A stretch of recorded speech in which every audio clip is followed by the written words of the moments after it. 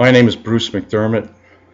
I'm a poet here in Mystic, Connecticut. Going to read some road poems. First one is called An Empty Horizon. You can sit here with me in this out-of-the-way place off the traveled way where nobody goes. It's not too hard to find, once I show you, of course.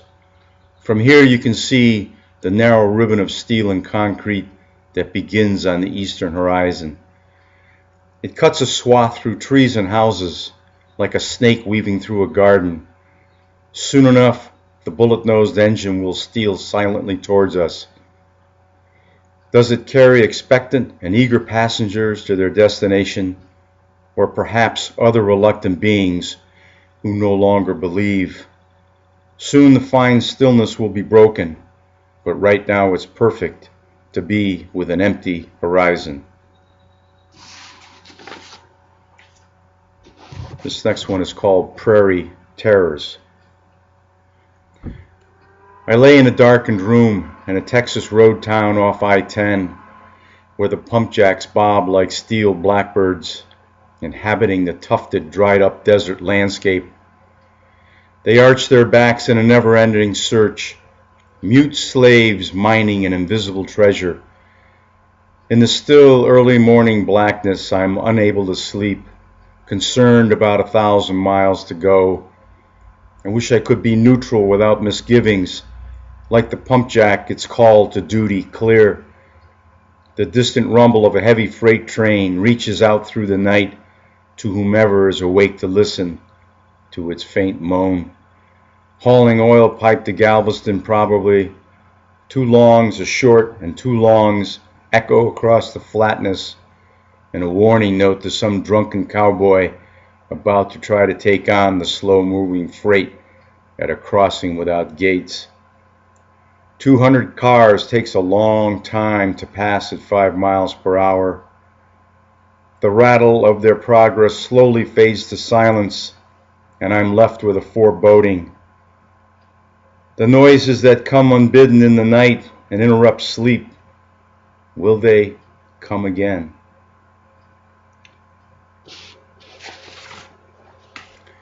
This is called Forgotten Towns. We're taking the long way around, a traffic accident up ahead. Thank you, Waze. I'd rather see some of the map's black dot towns off the highway than a decapitated car and driver today. It's only 13 miles until the next interstate entrance anyway.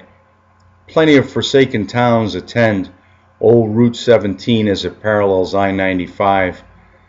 Like dowagers' humps, they sit on the old spine of a road, their quiet lives occasionally interrupted by the creep of detoured traffic. We are funneled by still corners and boarded up storefronts. Pizza joints and mini-markets fill in the crevices. Like weeds spring up on a cracked, worn-out pavement. The Chevrolet letters affixed to a long-ago dealership are as faded and lifeless as the man carrying a bottle in a brown paper bag, meandering along a broken sidewalk on this bright May morning. Some Christmas wreath decorations still adorn street lamps. Either they're up early or they've been here all year. But even Jesus can't save this town from I-95.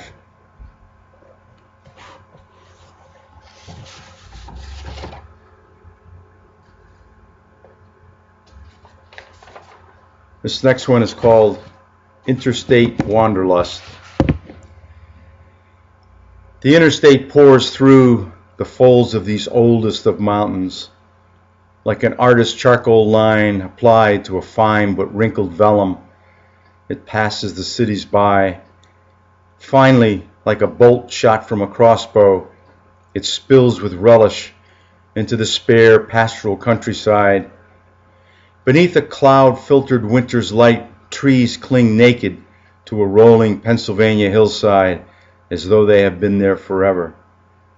Long, undulating, furrowed fields swarm like some giant had raked his fingers, crisscrossing the rich earth, sensing elevation and slope. Fine red barns and square farmhouses link with certainty of the seasons. Gleaming silos stand tall and apart.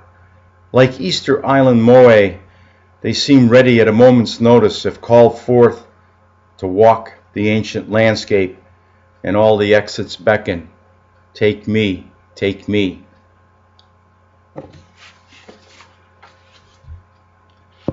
This is called Where the Cold Wind Blows. Where do you think you're going, my friend? Can't you see the horizon of changes? Let's stop here while I think we're ahead, because when we get there we'll be strangers. Yes, I know that's where the cold wind blows, across my face, my collar too low. Yes, I know where the cold wind blows. They left without us, but it doesn't mean much. We'll get there by dark, you can trust me. Get me my music to keep us alive. It's an alibi that says we were here. Yes, I know that's where the cold wind blows, across my face, my collar too low. Yes, I know where the cold wind blows. This is the last one. It's called No Need for Conversation. There's no need for conversation. It's enough that the road has its own rhythm and the satellite radio's reception is perfect. No need to switch from fading stations or having to listen to right-wing diatribes on the only station you can pull in. Some well-meaning fool is clamoring to save us from cosmology, physics, and evolution. Catch me on the way back, preacher. How did they scoop those public broadcast frequencies anyway? Lord in heaven. No, there's really no need for conversation. Why bother to invent something to say when the radio personalities of Martha and Howard and countless others all fill in for us? We can be entertained anywhere and endlessly updated as long as a western horizon presents itself. 1,000 miles, and all I can say is, when is the next rest stop? Or are you hungry yet?